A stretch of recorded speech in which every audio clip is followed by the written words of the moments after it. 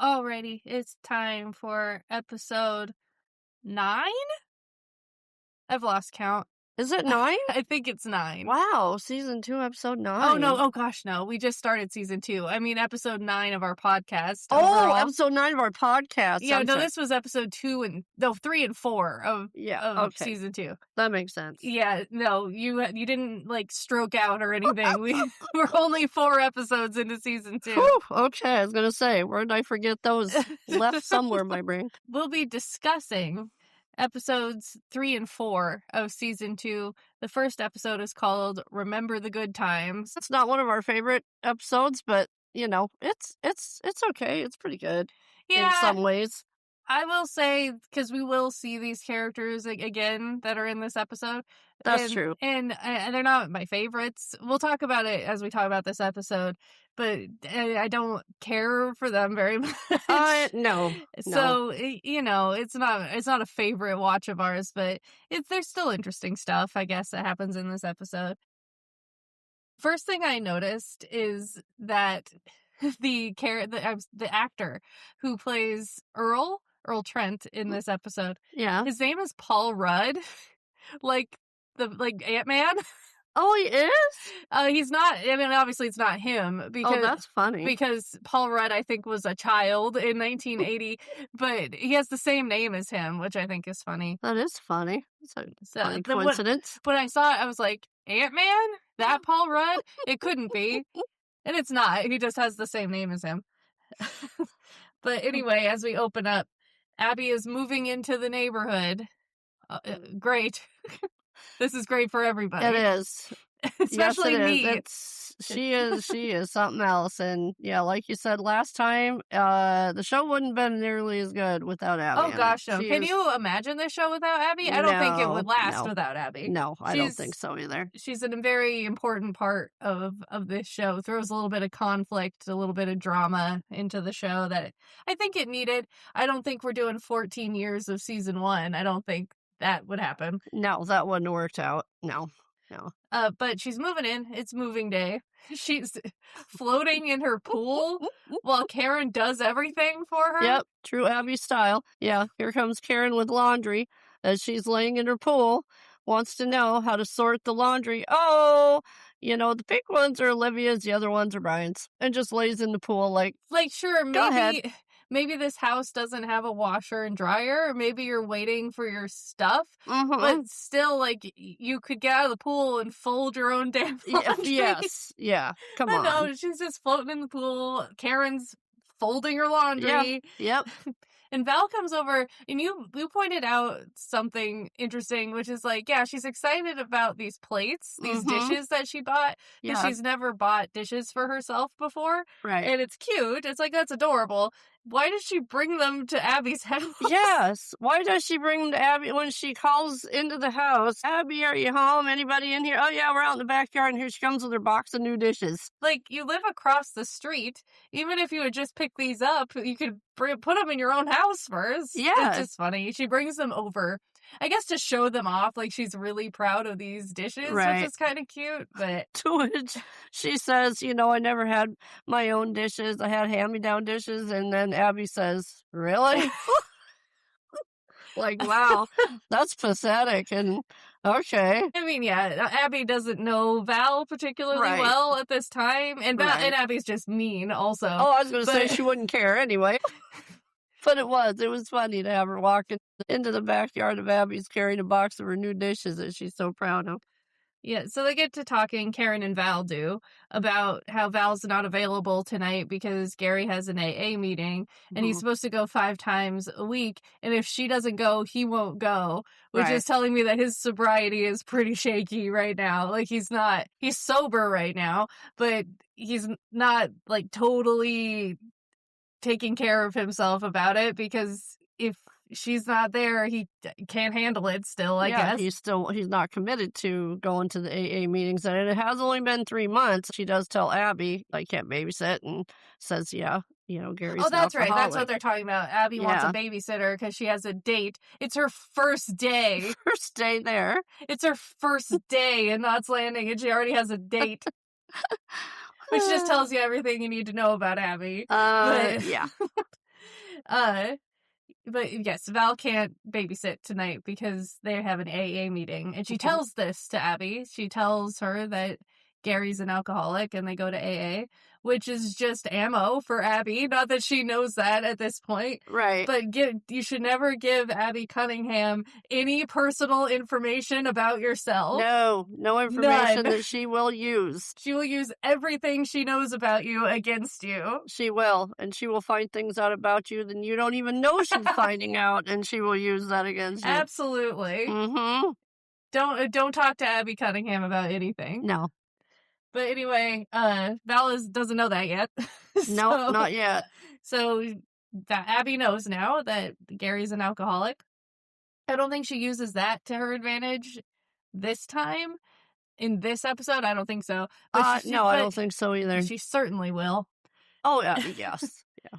And so Karen volunteers Eric to babysit for Abby tonight so she can go on her date. Which, if I don't know if you noticed when she says he could use the money, and Abby makes a face. Oh, yeah. She looks like money. Oh, I'm going to pay her or pay him or anybody else. What do you mean he can use the money? Well, she does say, because before Karen says that Abby says, oh, I've been mooching off of you guys enough, like kind of implying that Yeah, that's right. She wasn't going to pay for it. Yep. And so Karen probably picked up on that because she knows Abby very, very well. That's her sister-in-law. Yeah. So she probably picked up on that and in that same subtle way was like, oh, Eric could use the money. She doesn't miss a beat. No, never. No, Karen doesn't miss anything. No, you cannot catch Karen unawares ever. No, not even that. No, she knows Abby very well. She knows her better than anyone else does, including her brother, because he's blind to what Abby does. But it's funny because these two have just had a conversation with each other in the way that they do, where they're being really subtle about it, where Abby has basically said, I want a free babysitter, and Karen has said back to her, no. And they've had this conversation with each other about it while like still being in like nicety mode. Exactly. It's really funny how these two communicate and how they continue to communicate for the rest of the series. Yeah. Because they are both really sharp and they hate each other and they do have like these sparring matches throughout the whole series, these verbal sparring matches where they will just go toe to toe constantly. And because it's these two characters, it's so fun. It is fun. They're very well matched, and neither one of them will back down. Yeah, they're both stubborn. They're both incredibly smart. Yeah. You can't catch either of them unawares. The both of them always know what's going on. They are perfectly matched in that way where they can just get into fights and not even like petty fights. Sometimes, yes, but they fight about business and they fight about family and they fight about everything. And it's just really fun to watch them because they are equals in that way where they can intellectually just have these arguments and these verbal fights that just get so good. And sometimes not verbal, to be honest. Yeah, very good sparring partners. They're a couple of times it does get physical between the two of them, and that's fun too. Yeah, that is good. A couple of times, not very often, but a couple times. But yeah, these two are fun on the screen. They together. are. They're really good together. This is our first real taste of it. It's something very small, but it's like this is Karen and Abby already. Yeah, where they are talking nicely to each other, but Karen has shut her down, and Abby knows that she has shut her down, and it's very good, and it's just a very good precursor to like the bigger moments. To how big it gets. Yeah. But after this, Eric is going to babysit tonight. We cut to Val and Gary at the AA meeting, and the first thing I wrote down because I saw her like in the crowd was, oh no, it's Judy. Oh no, it's Judy. I knew she was coming, but still, oh no, it's Judy. Oh no, it's Judy. And Dr. Kramer is there, the doctor that helped Gary get sober is there. She reveals that she is an alcoholic, which I think is a fun twist. It is. Like, they don't really draw a lot of attention to it, but I don't know, I think it's good. I think it's believable. I think it's an interesting twist on this character, which I feel like Gary should know this, though, because Wouldn't you, if you were a doctor that dealt with people, like, going through detox and stuff, Yeah. wouldn't that be something you tell them so they trust you? You would think. Oh, good point. Yeah, that is. Like, I'm not just talking out of my ass here, like, I've No. been through this, and this is what worked for me, like, I feel like that would be helpful. That would be very helpful and understanding of what you're going through. I've gone through it myself because he is. He's very irritated when he sees her there. He is. He accuses her of being there to check up on patients to see if they're going to AA. And then she tells Harry why she's there. And yeah, why didn't she reveal that before?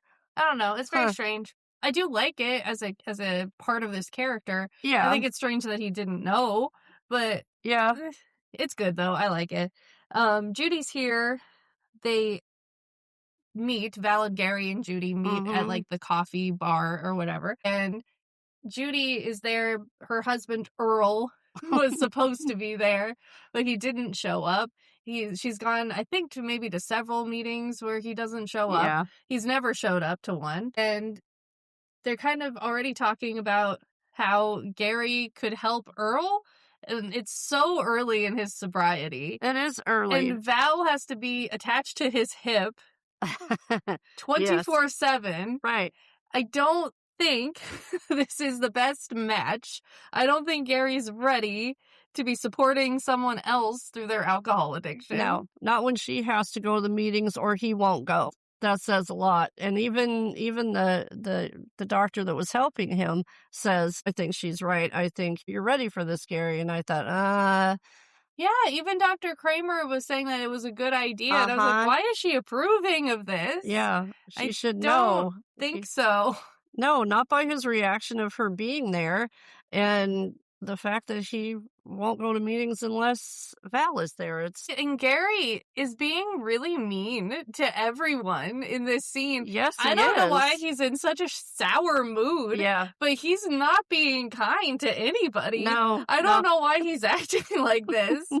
He's being mean. He is being mean when they're all saying how well he's doing and how much he can handle. Like, And is this how he acts when he's at an AA meeting? Like, again, not ready for any of this. yeah, that's true point. His grip on his sobriety is so tenuous. Val said 10 minutes earlier in this episode that she has to go or Gary won't go. And why don't you help Earl? I think you'd be great at it. Val is Really? pushing this for sure. Yeah, Val is pushing him to very reach out much. to Earl, Mm-hmm. a person he has never met, a person he has no reason to care about. Yep. Like, really pushing this. And they go outside, and Earl is there, and he's drunk outside and out of his mind and whatever. And Gary really just does not want to do this. He does not want to support him.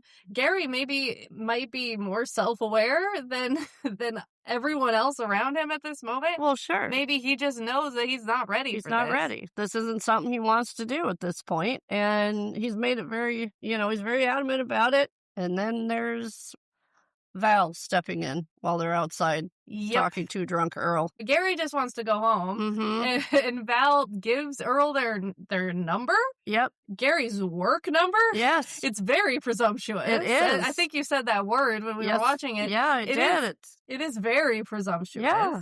It's like you don't have a right to do that. He made his decision. He doesn't want to do it. He's not ready to do it. And here you're handing him phone numbers and telling him call when you need Gary's help.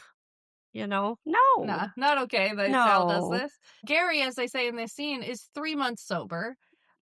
I'm not an alcoholic. I'm not particularly close to any recovering alcoholics. This does not seem like a long time to me. No, that's not a long time for 3 months anything. seems like well, for anything, sure. But for sobriety, I feel like 3 months is a good start, Yeah. Like, great for him. Wonderful that he's 3 months sober. That's fantastic. Yes. It doesn't feel like sponsor territory. No. I don't think we're there yet. It's kind of crazy that even Dr. Kramer is pushing this. Yeah, that was strange. And then we cut to Ginger, and she was on a date, I guess. Too bad that this guy sucked. Yeah. He is, like, saying that his cousin sets him up with other women and they're all dogs. Yeah. Like, okay, thank you for that. Like, it's saying that she's not, but still, you can't call other women dogs and have that No, being that's a terrible thing endearing. to say. And he's like trying to invite himself into her house. Yeah, yep. And she says she has a headache, and he's And like, I really have a headache. Like, I'm not pretending, joking. and I'm telling you, so stop trying. And he says, I could rub your temples, which is Yeah. the grossest thing I've ever heard. And she kind of just closes the door on him, and I wrote down, lock the door. Lock the door. You don't know what he's behind gonna you. do. Oy. What's it with these guys trying to get into Ginger's house? First, I it's the know. cute little teacher that goes on about how her house is so great. Now this guy is getting pushy and trying to get in the house. But at least Ginger's But bad dating. timing. At least Ginger's dating someone who's not Kenny. She'll Yeah. never go out with this guy again, but at least she's out there, you know? Yeah. And then immediately she gets a call, and who is it? It's Kenny. And I forgot a microphone at the house, and I need it for a session tomorrow. Can I go pick it up? Yeah, sure, come in the morning. Mm-hmm. I'm going to bed. And he's like, I was kind of thinking now, trying to get in the house and do whatever he wants to do, try to get it back home, get in her bed, get back together with Ginger. Get back with Ginger. And like I said, watching it, I'd tell him, fine, I'll put it on the porch. Right? Yeah, it'll be on the porch. It'll be on the porch. I'm going to bed. Good night. Yep. But she, I think at this point, does put her foot down and just says, no, you're not coming. You're not coming over. Yeah, which, good for her. Yeah. Not letting him in the house. Good for Ginger. Yeah. And he goes, you can't blame a guy for trying. And she goes, I can. Yep. That was good. Ginger has some good comebacks for Kenny when they're not together. I enjoy it a lot. She does. Yeah. She does. When she's finally finished, you know? Yes. Yeah, she does. She has some good lines. And then the next morning, Kenny shows up to get this microphone. He's still pressuring Ginger to get back together and getting on her nerves. And they're arguing in front of the house. And it's the funniest. I remember this shot because it's so friggin' funny, where Abby's watching this happen. And she has a box of stuff for the house. And she watches it. And she drops the box on purpose. All like, ugh. Oh no. And Kenny comes over to help. Mm-hmm.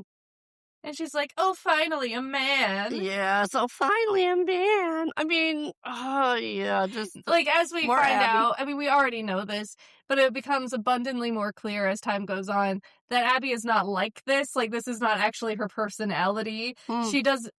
Abby Cunningham is the last person on Earth who will submit to a man. Like, are you joking? Oh. Never. Yeah. Never. No. Oh, never. No. But she I mean, of course, acts the part when she's trying to flirt to get what she wants. I don't know what she wants from Kenny. I guess just him, I guess. Just to look at him, I guess. Sure. Can't blame a girl for that, I guess. No. But he comes over to help, and she's flirting with him. And Abby starts kind of flirting with Richard right after she's done with Kenny. She's flirting with Richard. Right, with Laura standing right there. And she's already working on all the men in the neighborhood. Yep. Like, every single one of them. Yeah, see what she can get out of each one of them. Gary and Sid are at work, and this is kind of a throwaway line in this episode that Gary wants to expand their repairs business, where he wants to order parts, like spare parts, so people can just bring their cars in, even if they didn't buy a car from them or whatever. They can just bring their cars in and get them fixed. They can hire a bunch of mechanics, expand this part of their business. The throwaway line in this episode, it becomes a very big part of the season, but this is Gary's first, like, inkling that he's going to fix things up at Knott's Landing Motors. He's going to try to, because cars are not selling. Of course, in the early 80s, you had like the gas crisis, and you had all of this stuff going on the beginning of a major recession in the 1980s. Yeah. Where they're just not, people aren't buying cars. They can't afford cars because the gas is super expensive and all that. Right. And so this is just Gary's first little dipping his toe in for that. We will see more of that. And as they're having this conversation, here comes Earl, because Val told him where Gary works. Yep. So anytime. call him. I guess now he just shows up at work. Yeah, it just shows up at Gary's place of work. In this episode and the next episode, someone will show up stinking drunk at someone's place of work. Word. Gary is not really sure what to do. Earl is like babbling. He's out of his mind. So Gary doesn't know where he lives or anything. So he just brings him home. Just brings him to Gary and To Val's their house. Yeah. and sets him up in a bed and calls Val and is like, "Hey, your buddy's here." Yeah, your buddy's here. Like, hey, you gave him the phone numbers. You told him where I worked. You can go come deal home with and it. deal with it. Yeah. Yeah, Gary leaves Earl with Val. He's like, "You watch over him. Just don't go up there. I don't know what he would do. Just don't go up there. Stay down here. I'm gonna go figure out if I can find Judy. I don't know how I'm gonna do that, but stay here. I'll be back." And Kenny comes over. I don't know if he has a pretense for coming over. I just know he's at the house. Yeah, I think he just shows up. Of course, because he always does that. Yeah, or did he bring the microphone back, or did he already well, no, do because that? it's his. Because why Oh, would that's right, because he says, I'll bring it back, and she said, well, It's yeah, 'cause I yours. really need that. Yeah. No, don't bring it back. But he's there for whatever reason, and he immediately starts manipulating her. He starts talking about the place where they had their first date and where he proposed, and that he wants to go there with her. And at first, she's like, "Why? Why would you take me there?" Yes, you know what's going to happen, so no, I'm not going there. And he actually says, well, why not? And she says, because that's where we had our first date. That's where you asked me to marry you, so no. But then he keeps talking about it. I guess gets under her skin enough that she agrees to go, which, bad Ginger. Bad yes, Ginger. Very bad Ginger. Come on. Don't do it. I get it. Like, I understand. Like, this is your husband. Sure. Like, you were, at least, you might still be, you were at least at one point in love with this guy. Yeah. I sort of get it. Yeah. But also don't. And she's had some bad dates. And, True. Just maybe starting to feel a little lonely whatever. And wishing or hoping maybe it could work, but no. And then Val is alone with Earl and Judy.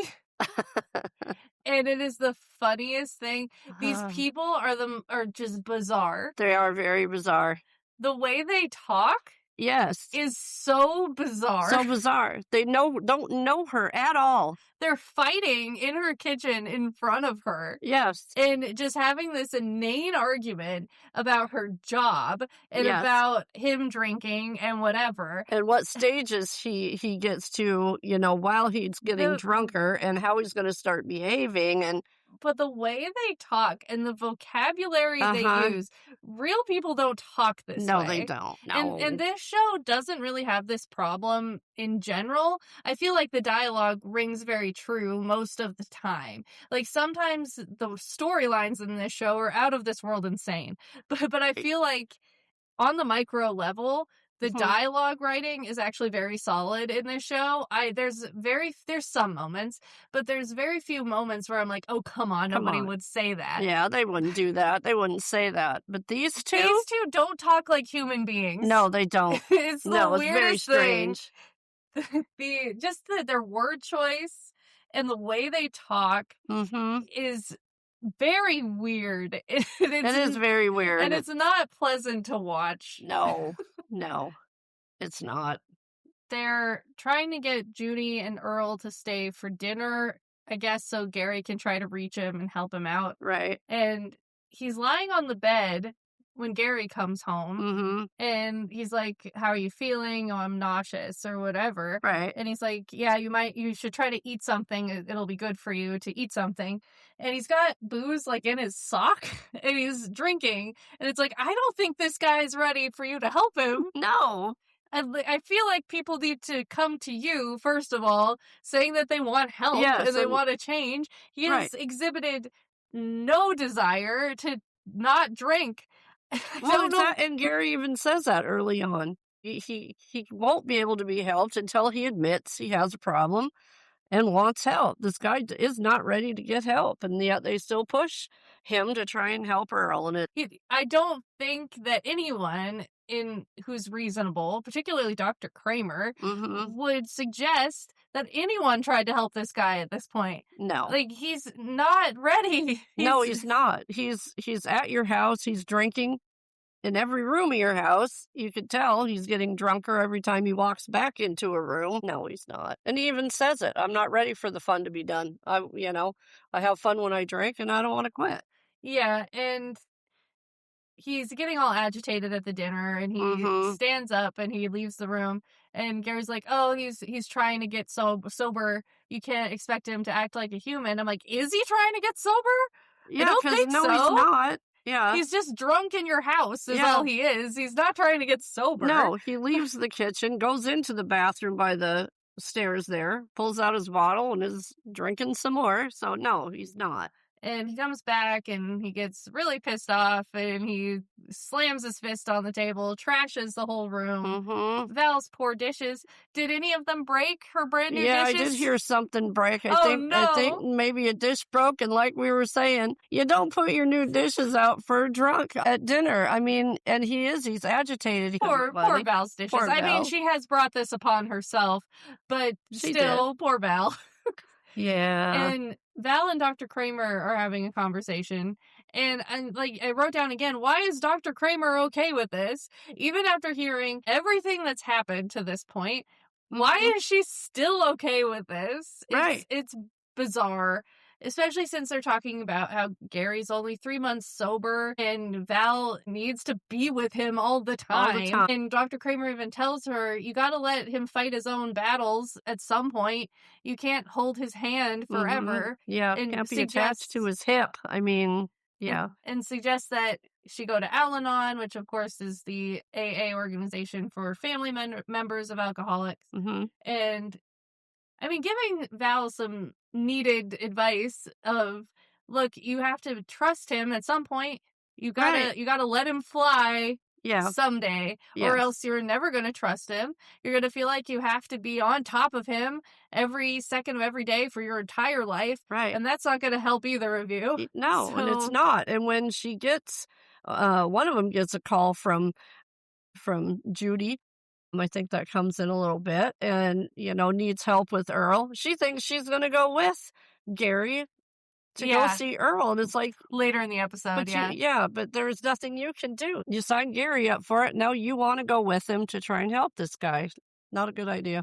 And Gary is out with Earl. They're going to drink coffee and have a talk. Because I think Earl does express to him that he doesn't want to drink anymore or something to that effect. Is that at the point where he does go to the meeting and... Oh, that's right. He does. Yes, he does go to the meeting and he does the thing where he says his name and that he's an alcoholic. And Gary's very excited about it. He is. Which you would, but it seems like he's already at the point of like, I did it. Yeah, exactly. He's changed. He's going to be okay. A big, huge smile on his face. And I get that was a big step, but... It is a big step for anyone, but this is like where the work begins. Yeah. And so he takes him after to get coffee to like celebrate that he came to the meeting and said that in front of everybody, and they chat for a bit. And they're about to leave, but it's shot really well where like they zoom in and it says cocktail on the wall and there's a sign that says happy hour from 4 to 6, and it's like, wow, it's a really good way of showing like alcohol is ingrained in American culture everywhere. Like, it's everywhere because they're not at a bar. Like Gary obviously wouldn't take him to a bar. They're in a restaurant, right? And they're showing people that are drinking. Yeah, it's just so tied to adult life in America that it has to be nearly impossible to stay sober because people drink socially, people drink at restaurants. There's really nowhere you can go where there's no alcohol served. And you will get to a point where you can be around people that are drinking and handle it, but Not Well, at this and point. apparently even Gary can't handle it. No, he doesn't do well in that Because situation he's either standing because there and you can see that he's like getting itchy. uh-huh. Like he's thinking about it and it's like, yeah, this guy's really ready to sponsor somebody. Mhm. Jesus Yeah. Christ. Like it's totally understandable. Well, sure. You're 3 months sober. Right, but Of he course shouldn't you're going to feel that way. yeah, he shouldn't But be the one with them. The doctor should have been his sponsor or anybody else there who had, been sober for a year or more.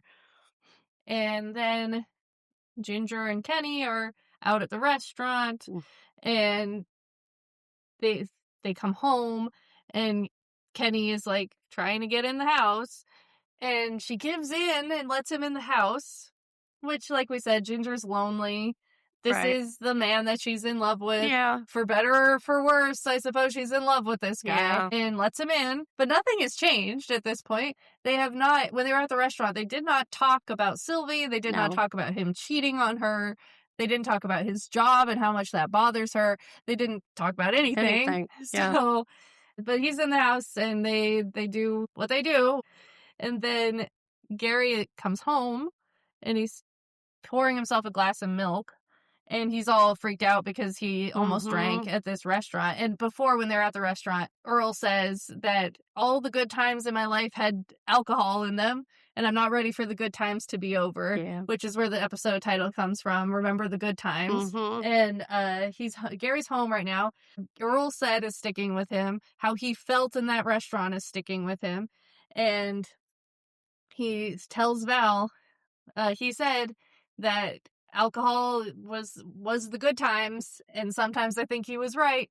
And he leaves, And he leaves. and And he's a little agitated.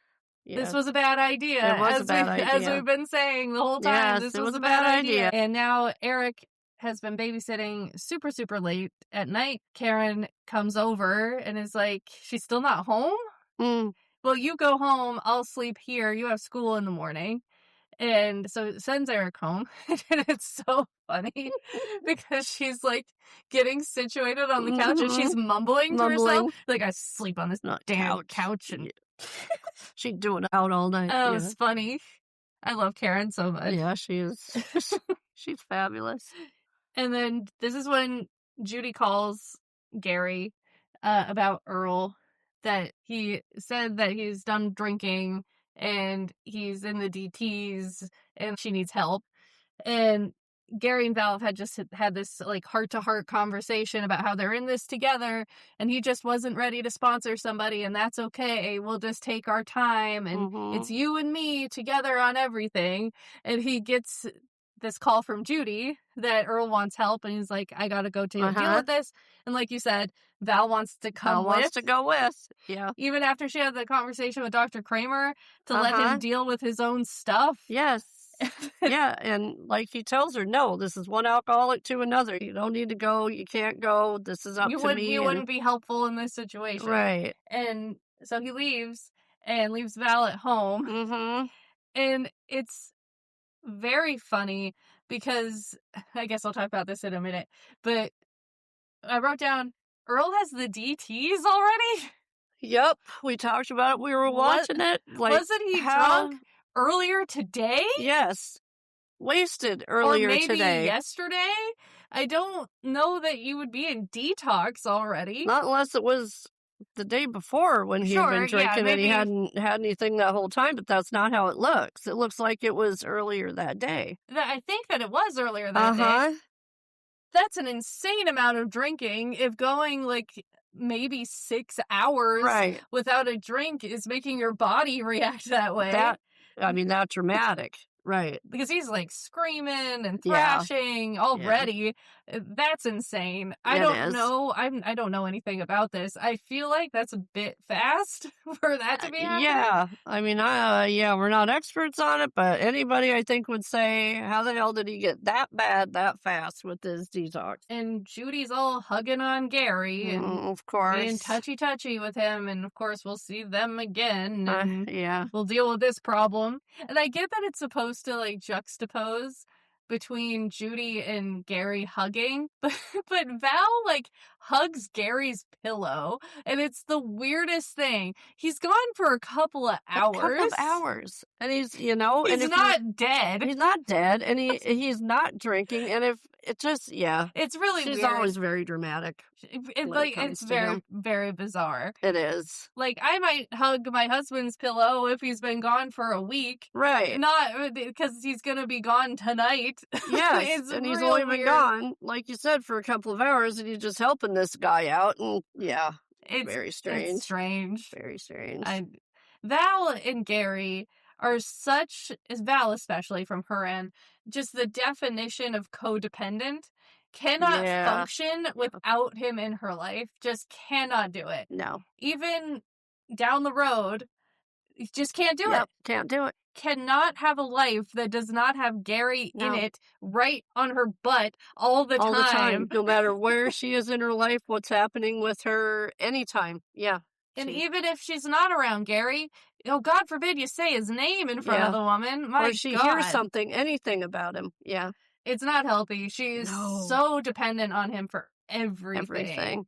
And it's clear now, and it will be clear later. It is. Yeah, very much. I wish I could talk about a specific speech that happens later on that someone else in Val's life gives about Gary. I think you know the one I mean. Yeah. A character whose name starts with a B gives her a speech about her and Gary. Very good and very true. And anyway, this is our first kind of foray into seeing Val just being unable to be without Gary. To be without him. It's insane. I mean, he needs help. Okay, so Val's going to get dressed in the middle of the night, go with Gary. And they're married at this point. Spoiler alert. And yeah. And she's still acting like this. Like you're not even having major problems with him at this point. No. And you're still acting like holding on to him so tight. Like if you let go, he's just gonna be gone. Yeah. And it's really not healthy. And like I said, just a core tenet of Val's personality is Gary. And forever, for always. But anyway, Abby's home very late. Karen's upset. Like, you left my kid here all night. Mm-hmm. He has school in the morning. It's your kid's very first night in this house. They could have gotten scared. Right. And Abby's like, well, did they? Yeah, well, did they? Good Lord. Like, everyone has this argument that, like, at least Abby's a good mom. I don't think she's a very good mom. I don't think. No, there's plenty of times where she is not. She has her moments, sure, where she's very good with her kids. Yeah. But as a whole, no. A good mom? No. And Olivia will tell her when she's much older that she was not a good mom. Yeah. And especially like in this kind of instance, like these smaller things where it's like, you're not going to be with your children on your first night in this house? Right. You're just going to go somewhere else? You're not going to be there in case they need you? Right. Like, and not come home until the morning? Nobody knows where you are or how to get a hold of you or... And then that morning, Michael spills milk. And he starts, like, trying to clean it with his hands? And it's like, what are you doing? Yeah. You're, like, 8 or maybe 10. Maybe 10. And you're not 3. Right. What are you doing? Yeah. Then he starts using his shirt to clean it up, which this is foreshadowing something that happens in a few episodes, and I understand that. But still, what do you think that's going to do? Moving it around with your hands, which a 10-year-old wiping it up with their shirt. Yes, I could see that happening. Yeah, but the other things, no. But something does happen major with Michael down the road very soon, actually. Yeah. So I kind of get it. It's foreshadowing that, but it's still a funny scene. It made me laugh. It is. Like, what do you think you're doing? They even say, you're making it worse. What are you doing? And I wrote down, here we go with Sid and Abby, because Karen's talking about what happened last night, that she basically abandoned Eric at her house, didn't really seem to care that he was going to be there all night, wasn't with the kids on their first night in the house, and she doesn't like how Abby's been behaving just in the couple of days that she's been here. And Sid is like, Abby's always just been like that. Abby's just a little bit wild, but whatever. Yeah, with that smile on his face. And this doesn't matter. It's no big deal. Well, yeah, it kind of is. And he's like that through a lot of Oh, things. And, yes. it's like, come on. Always. Loyalty, yes, but Like, this instance, sure, I'm kind of, like, on the fence about it. Like, yeah, oh, it's not that big of a deal, and it's not that bad what he's saying, but it right, is the beginning of a pattern right. where Yeah. no matter what Abby does, Sid either denies that she did it or it Mm-hmm. wasn't that bad, Yep. or Makes excuses. Abby's Uh-huh. just like that, Yeah. or she's going She's not through a part of lot. it. Yeah, she would never Oh, be she would part never of yeah, that. she would never do that, Yeah. and yeah. Sid Yeah. I mean, this is also just Sid just burying his head in the sand about Yeah. everything until it's right in his face and he cannot ignore it anymore. Yeah. It's just his personality, and maybe a lot of it does come from being Abby's older brother, that Maybe. either he Yeah. had to ignore what she was doing even from a young age, or be upset with her all the time, and he just chose not Well, to be upset with her all the time. good point. Yeah, because she is who she is, and you can't change that. So, yeah. Hmm. Eh. Yeah, interesting. And then Ginger and Kenny have spent the night together. They're waking up in the morning, and Kenny is kind of assuming that he's coming home. Of course. And Ginger's like, "No, you're not. No, you're not. We haven't talked about anything. Nothing is different. You're still living at Sylvie's house. Mm-hmm. I'm not letting you come back here without, like, maybe someday we can work through something, but not if you're acting like this, and not if you're living with her. Not if you're not having real conversations with me about this. Right. It's just not happening." And he's like, "Well, then what was last night about?" She's like, "I don't know. I don't know. I Yeah. was lonely. You were there. Yeah. I know you. I love you, unfortunately." Right. But And that doesn't mean, yeah, hey, come on home. so, but good for her not letting him live in the house. I wrote down this Yeah. is mean and funny that she Yeah. did this to Yeah. him. She was mean and Because she funny, this kind one. of had to know on some level that this is what he was going to Oh, assume. sure. And You so she know. Yeah, might have 'cause had a little bit of fun yeah. telling him no. Well, sure, because every time they see each other, he says, Yeah, so he's you always could move begging. back home then. No. And I think that's just about the end of the episode when she tells him no. I Yeah. didn't write anything down for the final moments of this episode. Do you remember exactly how this episode ends? Because I don't remember anything else really major happening. No, it doesn't. I'm sure it ends on something to do with Earl, but for the life of me, I I can't don't remember what. Yeah, I can't remember But if it is or not. oh yeah, Gary gets him into detox. Oh, that's right. And That's right. Yeah. and Val shows up because Gary calls her. She shows up and they hug, Yeah. and I guess Earl is going to go into treatment and hopefully he'll get better. Yeah. And I wrote down, now just be done with this. Like, don't talk to them anymore. Right. You got him into detox. Great. Just stop talking to him. Yes. Because and get him a different sponsor. What else was funny about the whole phone call when Gary called Val to say he's in detox, she did not give him a chance to answer or say a word. She said, "I'm on my way," slams that phone down. oh, I didn't notice that. I didn't Uh-huh. notice that he didn't ask her anything. No, he didn't have a chance to say, "It's okay, I'll be home." To that, she just, boom, that phone down. "I'm on my way," boom. She didn't even say goodbye. She just hung up. Like, That's funny. I didn't realize yeah, that. like, I'm not giving you the chance to say, "Oh, no, it's okay, don't come here," because after that night, she needed to be in it. So she just, boom, hung that phone up, and off she went to the hospital to be with it, with them. And oh yeah. That's funny. I didn't notice. I think the final shot is Val and Gary like walking out of the hospital together. Yeah. But we have not seen the last of Judy and Earl Trent, unfortunately. Yeah, no. They both will appear in multiple episodes. Mm-hmm. They're written so weird. They Like, are very, very strange. Very They're strange. just weird people. They are, yeah. Like, I don't know, this kind of hoity-toity way that Judy talks. Yeah. And her, like, and there's nothing wrong with using big words when you talk. No, but It's it's just the way she... It comes off so phony, I guess. Like, really fake. Yeah. I get maybe that's the point, that she's supposed to come across kind of fake. Yeah, But maybe.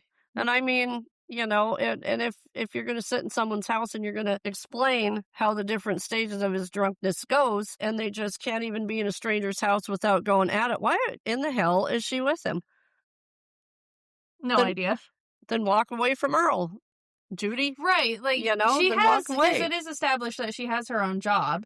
She Yeah, writes a column for a magazine. right. So, you could leave. Leave him. Just, you know, You and maybe seem that to would do something to It him seems to like try you and get hate him. sober. Like, it really just seems like they hate each other. Oh, Like on absolutely. a personal level. Like, not just, "I hate that you're drunk all the time." Uh-huh. It feels like I hate you as a Yes. person. Yes, because he tells her how stupid her job Oh, is, I know, how he's stupid the column is mean! that she writes, and she's telling Val about how he has a screenplay that's picked up, but of course that goes nowhere. And no, he didn't get any money for it, and she seems pissy about that, and They just hate each just other. hate each other. It's like, don't even if you get sober, you're still gonna Still hate each gonna hate other. each other. Good point. So, Yeah. just be done. Yes, exactly. Yeah.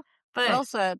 we as I said, we have not seen the last of the Trents, unfortunately. No. So moving on to the second episode of the night, called Chance of a Lifetime. I actually do enjoy this episode a lot. I like Yeah, this one. this is a good one. I didn't remember too much about it. I remembered the basics, but I didn't remember that I do enjoy this one quite a bit. I think because it's the first time we really get Laura being really strong. Yeah. Yeah. And It's so nice to see. it is. And Laura, for her entire time on this show, is such a strong character. I mean, there's moments where you're like, I cannot stand you right now, Laura. Mm-hmm. But at least she's being herself, and she's not this little wallflower, and she's going to wilt at any moment, and she's going to do whatever Richard says. Like, that never happens again. And it's nice to see her blossom into the Laura that she is for most of this series. Yeah. Because she is great.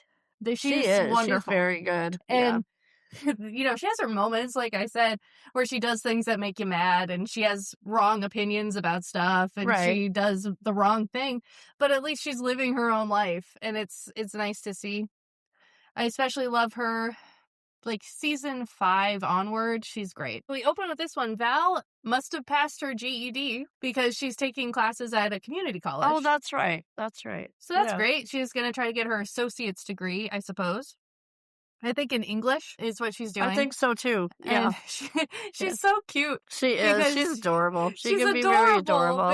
Because she's at Karen's house, and they're like hanging out, and she's talking about school, and she's really excited about this book they're reading at school. It's called Moby Dick. And Karen's like, Moby Dick? And Val's like, yeah, it's about a whale. Like, Karen wouldn't know what Moby Dick is.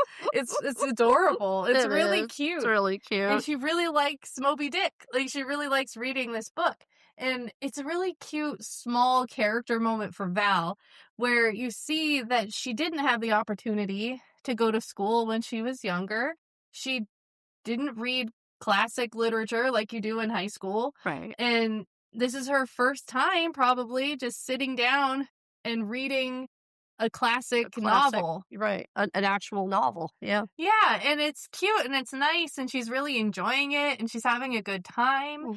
And I don't know, I just think she's really cute. She is. She's adorable. Yeah. And then Sid is working on his engine, and this becomes a major, the eye roll. Yes, the eye roll here, yeah.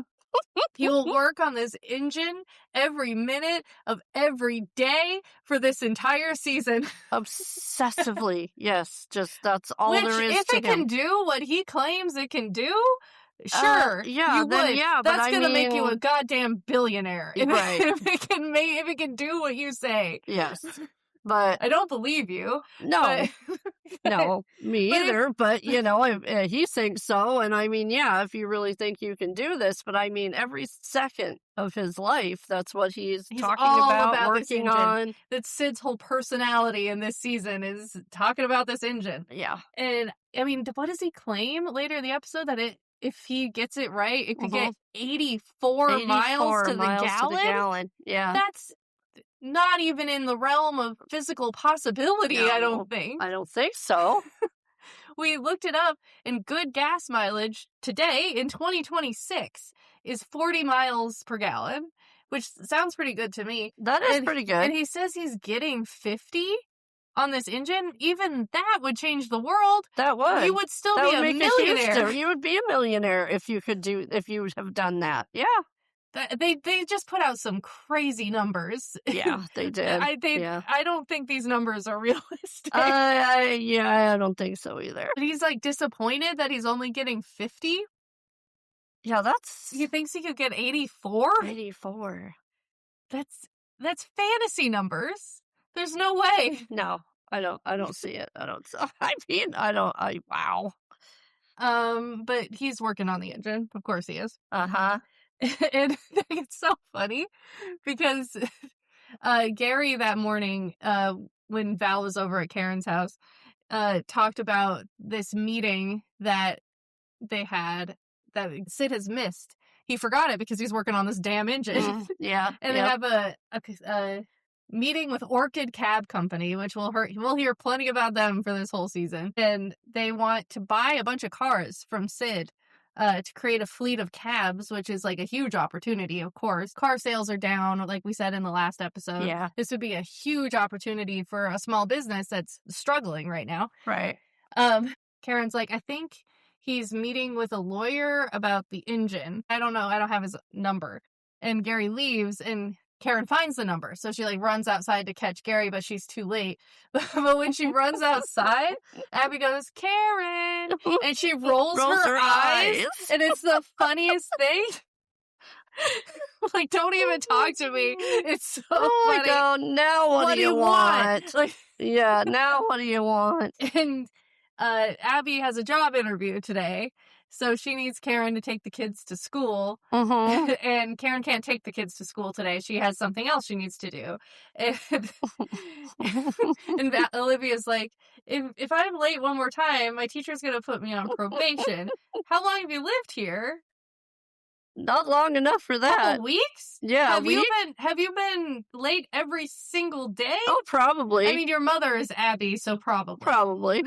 Yeah. I mean, if there isn't anybody else, coming over and saying, I'll take your kids to school and get them there on time, then I'm sure they've probably been late probably just about every day. And then Richard and Laura come out of the house. They're arguing about Laura's job because Laura has a house showing today at her new real estate job. She's kind of become like the main real estate agent of this office, the boss. She's kind of become his right-hand man, which is a great opportunity for her. Yes. He wants her to take the state licensing exam. He wants her to be a real estate agent, and that's very exciting for her. Yeah, he's very supportive of her. He is. It's nice to see, yeah. Yeah, he is supportive of it, but right now he's like, you didn't tell me that. Yeah. You didn't tell me that you were busy today. What am I supposed to do? Right. I can't take Jason to school. I'm late for a meeting.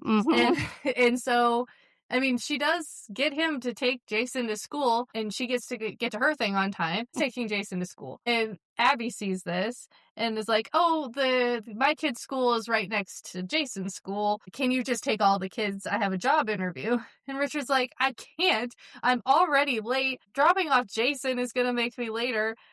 No, I'm not doing it. And she turns on the old Abby charm and starts flirting with him. Yeah. I don't remember what she says. About how important he is. Right. And yes. Yeah, she says, well, you're a big shot. So you can, big shot. You can be late because you're a big shot. Which is perfect thing to say to Richard to get to him. So he agrees to take the kids to school. He gets a flat tire on the way to school. It's so funny.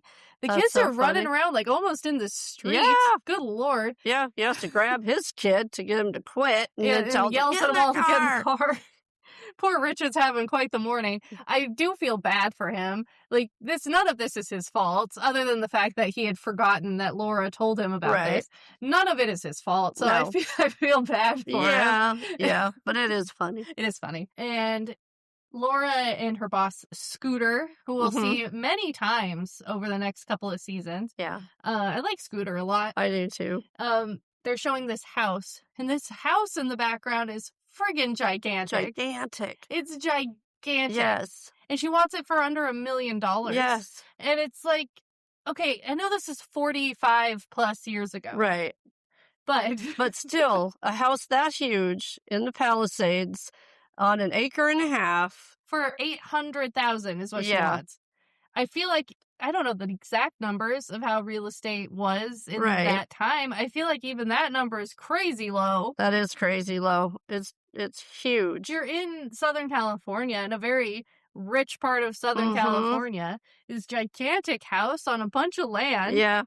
I have to look that up. I would, yeah, I would like to, I think, because Uh-huh. that's it seems extremely low to me. It does, 'cause the 800,000. person is asking 870, and Scooter says, "Maybe we can get him down to 810," and we're like, "No way is that No house way. going for that amount of money. No And way." she's about to reject the house, Mm. and Laura swoops in, and she's saying about all this stuff about the architect, and he built it Mhm. for himself, and all this history of the house. And I wrote down, "Are you making this up? Yeah. Like you said, if you are, you're doing it You're really doing it good. good." I have no idea if any of this is true. It could be, it could not be. Right. Either way, Laura's doing a fantastic job. Mhm. And she sells the house, and she's going to take the house, and Scooter's very excited. And Richard shows up to his meeting extremely late. I guess it's a meeting with an oil company, or about an oil About an company. oil company, yeah. They are talking to the oil company's lawyers, Mr. Carhill, about how they can get approval for this oil pipeline that they want to build. Right. Because environmentalists are trying to stop it from happening, Mhm. and they have to get like a judge's approval to build the thing. And I wrote down, Richard's bosses hate him. Like, they hate They him. hate him. Yeah. Because Richard has done all this research Mhm. for this lawyer, this big time lawyer that's working with them on this case. And he starts talking about this other, like, precedents. Richard's doing the job of a lawyer in this episode, which is crazy. I've never seen him actually do his job. No. I mean, to find precedents of another case. This is what happened with this case, and they won, and, we can do this and that. And it's like, wow, you're actually, He did yeah. his job. It's amazing. Yes, exactly. And his boss is like, I don't think Mr. Carhill wants to hear about that. Uh-huh.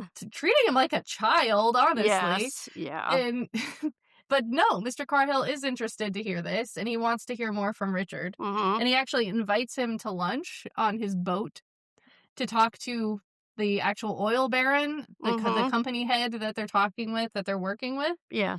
And then we're back with Sid at the car dealership.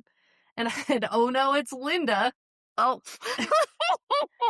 this very young lady that they have hired. Yeah, Gary hired her. Gary hired, Uh-huh. yes, to be a mechanic, because he Yeah. wants, as we said in the last episode, Gary wants to expand their repairs department. Yeah. So they're hiring more mechanics to take care of that. And the first is Linda, and she's very young. She's probably like 20, early 20s. Yeah. And Sid's Just like, out of college. yeah. Yeah. Okay, then maybe she's like 23, 24. And Mhm. and Sid's like, all right, I guess I'll get used to it. Like, he's not used to women being mechanics, which I guess, sure, it's I 1980. guess so. It is cute though, because he says something like, I've never seen a female grease monkey or grease person. Mhm. Yeah. It's cute. It's That cute. is cute. Yeah. And Gary's like, give her a chance. She works really hard. You're gonna love her. Mhm. So Sid's like, yeah, okay. And Richard is at lunch with Mr. Carhill. The oil baron has given them like pre-Castro Cuban cigars, very expensive cigars to smoke. And Richard's excited, of course, because this big shot lawyer really likes him and wants to talk with him, and seemingly wants to poach him from his law firm. Uh-huh. Thinks he could do a great job in Chicago for him. He even makes a comment to that, but not, Not a promise. That's not for a damn promise. sure. Just a small little comment about him ever working for their firm. Somehow he says it, but it's not not an an actual offer. No, it's not an offer. It's a nice compliment. It is. There and you it's go. something It's a that compliment. maybe you could talk to him about, sure. Mhm. But Richard does very much assume that he has a job offer in Chicago at this point. Yeah, of course. And Scooter is very excited. So excited that he kisses Laura about this sale. Mhm. And he's just so nice. Like, he's saying, like, you did such a great job, and we're gonna get you this license, and you're gonna do really well here, and I'm really excited. Yeah. And back with Gary and Sid. Orchid Cab Company wants 15 cars from their dealership to start this cab fleet in Southern California. And Gary's getting a little bit too eager because Sid says, okay, for 15 cars, I'll give you 6.5% off. And they say, well, so-and-so that we've talked to offered us 11. And Gary says, oh, I think we could do like 8.5 plus repairs.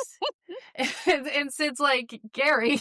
Yeah, Gary, wait a minute. You're not the owner of No, this you're place. the VP, but I'm the owner here. I have final say. You're getting carried away Well, here. he is getting a bit carried away. Yeah. Sid's like, no promises. We'll get back to you.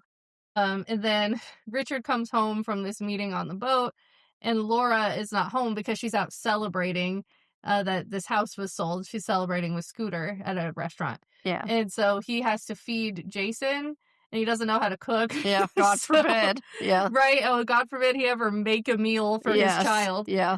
And this is like we were saying, what is this, the first time you've had to do this on your own, Richard? Sure, probably, because Laura, unfortunately, before this, didn't have a life. So yeah, probably she was always home to make dinner, so he just doesn't know how. Yeah, barbecue, and he loves to barbecue. I guess, but he doesn't do that.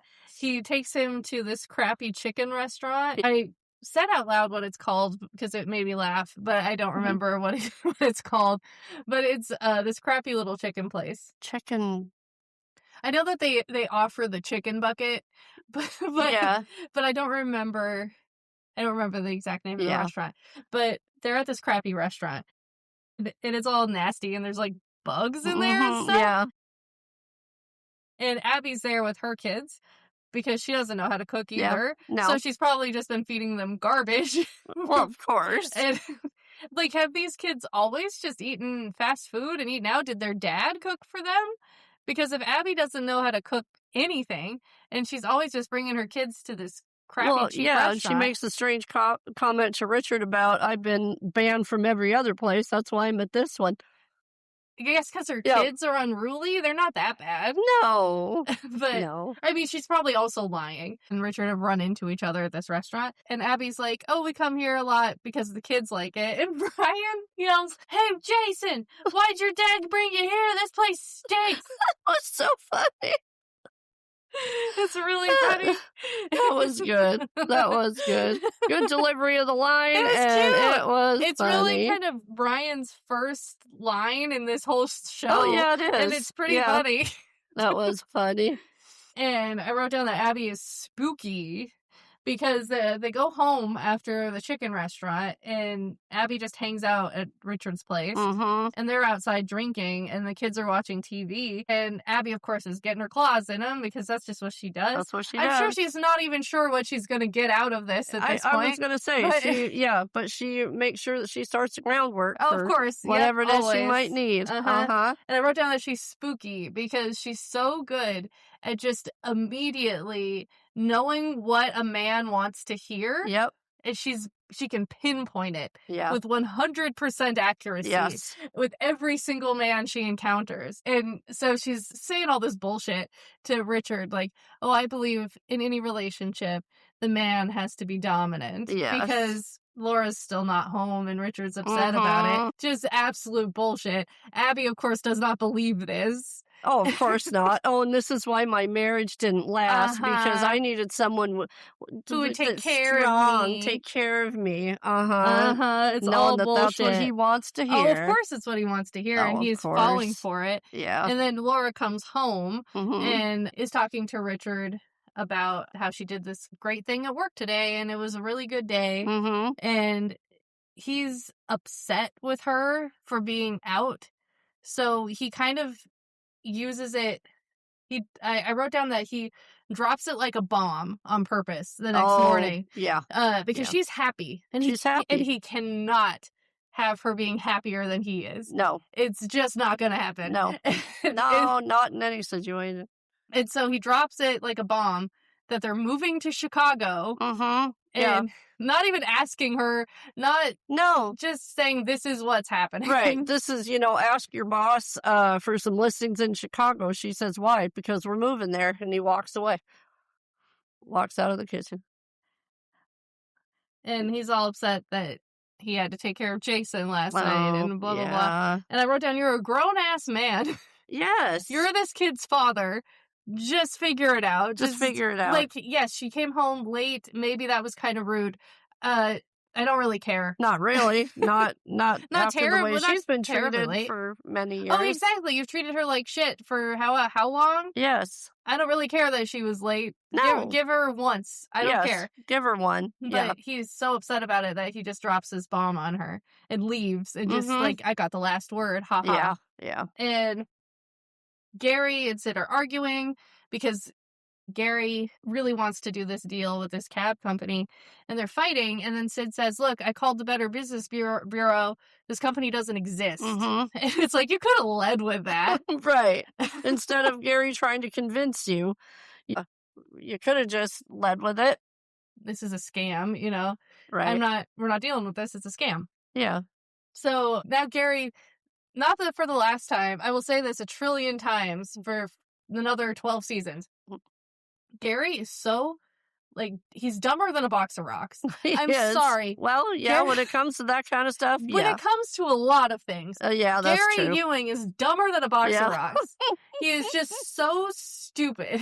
He is. Yeah, he really is. Yeah. And I love Gary. I love watching Gary. There's a lot of really fun things that he does in this show. Yeah. And of course, Ted Shackelford is a very beautiful man.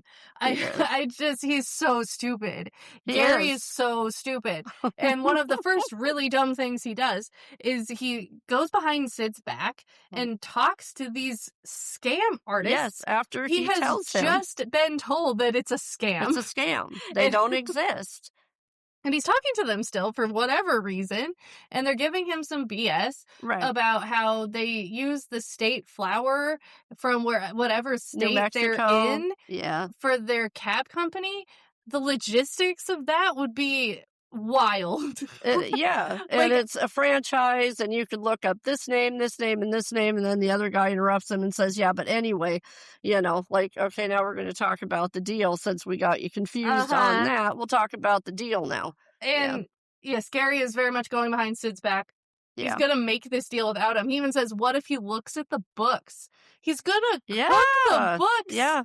After Sid did all of this for him. Yeah. After just a couple episodes ago, Gary was talking about how I will never let you lose this company. I will do whatever it takes to make sure you have this company and you're taken care of because you took care of me. Yep. And it's all out the window. Went all out the window. Now he just sees dollar signs and like, sure, maybe in Gary's small micro dot of a brain, maybe he's worried that Sid's gonna lose the dealership. Like, sales are so bad, the gas crisis has made things so bad that he's worried, and he's trying to do anything to make Sid enough money to keep this business going because he does care for him. Yeah. I'm sure this isn't the way to do it. I'm sure that's his reasoning. I think you're right with that. But yeah, I mean, like, he's still trying to protect Sid, but Sid has already said no. Several times. Has said that it's a scam to your face. Yes. And you're still doing this. And maybe you, in some backwards way, you think you're helping, but it's insane. And it's so dumb. It is very, very dumb. And then we cut to someone else who's being stupid in this episode, and that's Richard Avery. And, And Richard thinks he has this job offer in Chicago. He's talking to his current boss, and his boss is so impressed with how he impressed Mr. Carhill and how he got them this account. And how he was to do whatever they were doing as far as this case goes. I know, it doesn't really matter what the case is about. But Richard played a key part in winning it for him, and And so he says that he's going to make him partner, which is insane. He's a junior associate, and he just got offered partner, which is crazy. And and the boss admits, we did miss it. We did miss how good you are at this, and saying the things that Richard's been waiting to hear. And like you say, he's been offered partner, but what does Richard do? I mean, you've probably been waiting for this moment for years, honestly. You probably rehearsed this in the bathroom mirror. Probably, yeah. But you don't have a job offer yet. You don't know Right. what you'd be making. You don't even know if this guy is actually going to give you a job. No. But he just goes off on his boss about how he's been treated like dirt the whole time he's been there. You've never respected me. You've never let me do anything that wasn't grunt work. Yeah. All true, sure, but you can't do this right now. No. Not when things are not secured. All you say is, "Oh, thank you, sir, but I actually got a job offer from Mr. Carhill, and I still have to work out the details with him." Right. But if it doesn't work out, then I'll consider we'll it. talk. Yes. But no, that's not what he does. No. He quits. He quits. He just says, It's just insanity. I quit. Walks out the door. Absolute insanity. Just two men in this episode being dumber than they've ever been in their lives. Yeah. And Richard, it's not even a bad day, it's a good day. And Richard shows up drunk at Laura's job. Yeah. Like, because he's happy. He ruins he ruins her day when he's upset. Right. He ruins her day when he's happy. Yes. Whatever And he doesn't he's even doing. know if he has this other job yet. And he's drinking because he's happy. And he's got champagne. Doesn't even have that deal sewn up yet. And he, like, stumbles into her office and Yeah. pops the champagne, gets it all over the paperwork that they all were over the working blueprints. on. Yep. Oh my God. Yep. It's just disgusting. It's It is. absolutely disgusting. And the next morning, she's not angry enough at him for this. She could have gotten fired if Scooter wasn't the man that he is, Right. and liked Laura as much as he likes her. It's crazy. It is crazy. She could have gotten fired, and she is not upset enough at him for this. He's basically saying, you can keep your job in Chicago, and we'll find another real estate office for you to work at in Chicago. It'll be fine. Mm-hmm. But just admit it, you don't want to go. It's like, no, I don't want to go. No. She doesn't want to go. She's got her job that she loves. She has her friends. She has her life in Australia. She doesn't want to go. No, of course she doesn't. And he's upset with her because she's not just going along with whatever he wants to do. But good for her. She's finally putting her foot down and saying, like, look, I am building something really nice for myself here. And no, I don't want to give that up. Mm-hmm. I'm doing really well. I'm working for people I really like. I enjoy this job. I'm good at it. So no, I don't want to go. No. And then he goes to meet with Mr. Carhill. And Mr. Carhill doesn't even understand what he's doing there. He's like, okay, what do you want to talk about? Pour yourself some coffee. Sit down. Yeah, okay? sure. What let's is talk. it? What do you want? Yeah. Mm-hmm. What are you doing here, and basically? Talking about the job. And he's like, what job? What job? Yeah. And he's talking about, like, how you offered me this job in Chicago. Mm-hmm. And he's like, well, not really, but okay, sure. Okay. I think you're a good lawyer. We can talk about it. And he offers him $28,500 a year, which is insulting. In 1980 money, this was maybe maybe someone with a job would make $28,000 working full time. Yeah, but not it's bad. But but it's for his being his a profession, lawyer, it's very, very not low. good. Very extremely low. He said he's like, I'm making 37 at the job I have now. Right. And, which is still pretty low, to be honest with you. Like, I'm thinking in 2026 money, that's like a minimum wage job. Yeah. But in 1980 money, it might be like middle of the road money. Right. But I mean, he was offered partners, so I'm sure that meant more money. Oh, lots. If he hadn't quit. Come on, Richard. He's like, oh my God, this was not what I thought it was going to be. I wouldn't be able to support my family on this kind of money. Yes. I cannot take this job. I cannot leave. No, I can't. It doesn't, I have to move. I have to, all the expenses that go into that. Right. It's just not feasible. I cannot do it. Because the guy says, well, people who work for me know they're working for the best. That's how I get them for cheap. And, which is disgusting, by the way. It is. It really is. So he tells him no, and he goes home, and oh my God, Richard quit his job because he's dumb. Yeah. And and now he just straight up doesn't have a job. Yep. No, he has nothing. Well done, Richard. You were just $20,000 in the hole. Your wife is still paying off your father-in-law for getting you out of that hole. Yeah, and Sid for the $5,000 he let in. And now look at you. You've got nothing. You have no nothing. job. Yeah, because you presumed that this guy was going to hire you and pay you even more money than that, move you to Chicago because he paid you a compliment.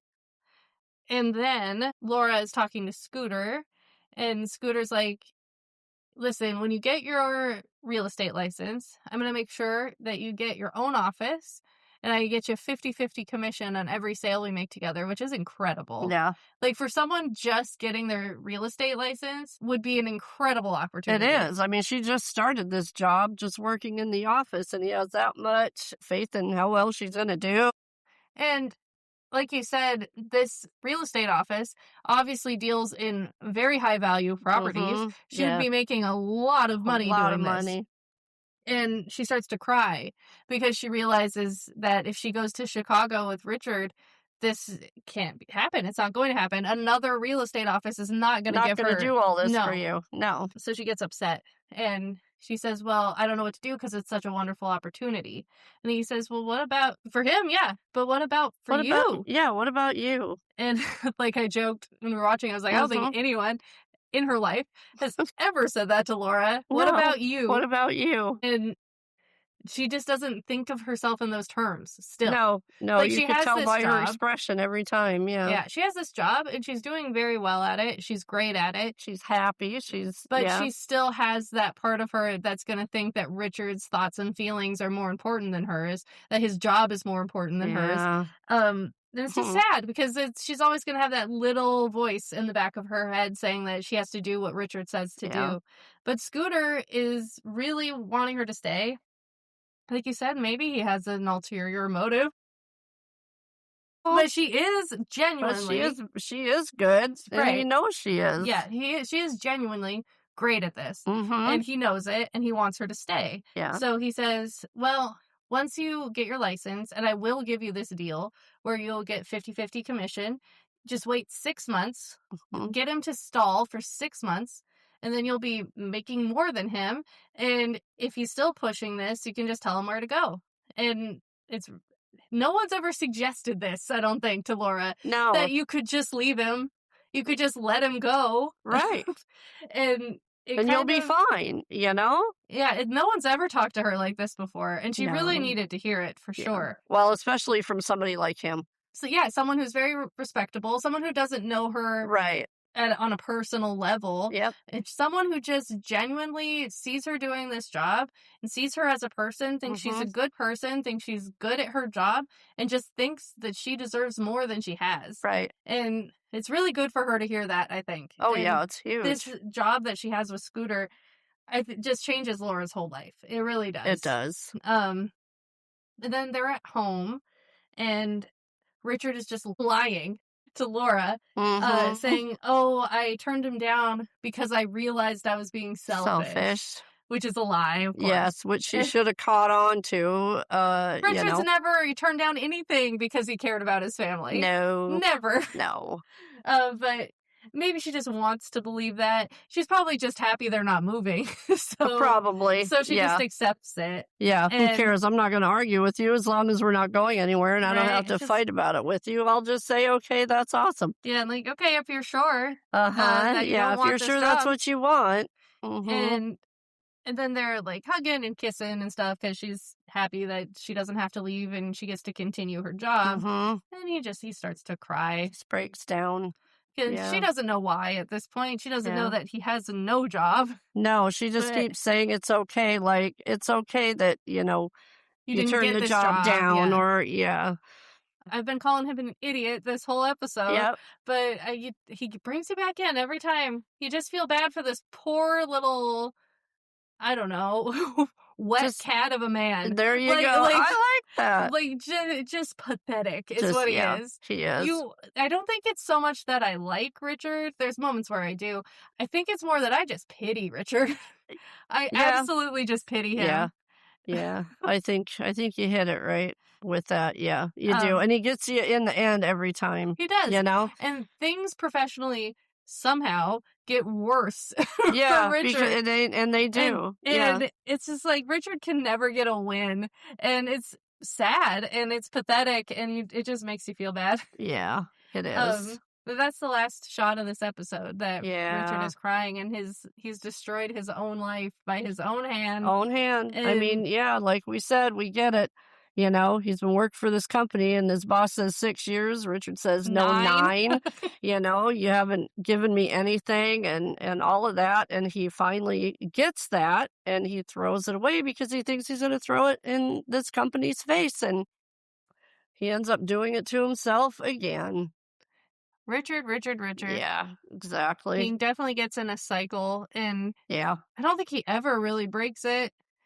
There is a point later on where he gets to a point in his life where he is actually doing something he enjoys. Yeah. But Yeah. even then, he's plagued with problems all He the time. is. Yeah, he And is.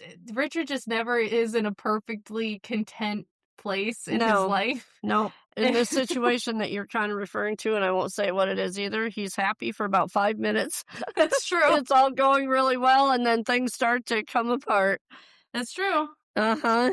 Because, yeah, I mean, something major happens with the job that he likes. Mm-hmm. And that gets ruined. And Yep. Richards just can never just have anything, and it's very sad. Yep. And it makes you feel bad for him, for sure. Yeah, it does. We do need to choose our moments of the episodes. What's your moment this time? Just pick kind of a funny one, like Karen's eye roll when she came out of the house. I knew you were going to say that. You know me well. So funny. Oh, it was funny. All she has to do is say, Karen! And there she's just like, like, oh, here now we go. what? What do you want? Now what do you want? And yours is probably... I actually haven't thought of it, but you might hit the nail on the head, but I don't know. I haven't thought of one yet. Brian saying that. It is funny. At the restaurant is very funny. Why'd your dad bring you here? Yeah. This place stinks. It's pretty funny.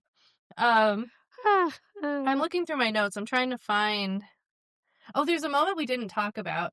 When Scooter is really excited about the house that Laura helped sell, he kisses her right on the mouth. He does. Yes, he does. And it's not really... No attention is really brought to it, but it kind of is that moment where you're like, oh, there might be something going on here. Yeah, And there certainly is something going on here. Yeah. And I did joke while we were watching it, Laura can have one affair as a treat. Yeah, she can have one. I mean, come on. One night coming home late and not baking dinner, and then one affair. Look at to all of Richard's. I mean, she probably has been cheating on him for years, but he's also been cheating on her for years. Yeah. Neither of them are faithful to each other, and Scooter's nice, so I don't really care. Yeah. Do whatever you want. I don't care. He's one of the good ones, so there you go. No, we don't care. Although I think he's also married, so that's not good. He is. Yeah. Oh, never mind. That's not good. Well, no, it's I don't know anything about his wife. She might be nice. Yeah, I don't remember. I don't think we ever meet her. But no, I think he talks about her at some point, but I don't know that's if we not ever okay. see her. He's married. He shouldn't be doing that. No, he shouldn't. Anyway. Rats. Yeah, I think that just about wraps it up for this week. Yeah. Let me look up what we're watching next week. Okay. Season 2, Episode 5, Kristen. Kristen Shepard is in Los Angeles following the shooting of JR in Dallas. Oh. After being arrested at a party for drug use, she calls Gary and Val for help and manipulates Val into letting her stay with the Ewings. So I actually do know a little bit about this. I don't watch Dallas. But of course, everyone on Earth knows, over a certain age, knows who shot JR. The biggest TV moment in history. Yeah. And Kristen is the one who shot JR.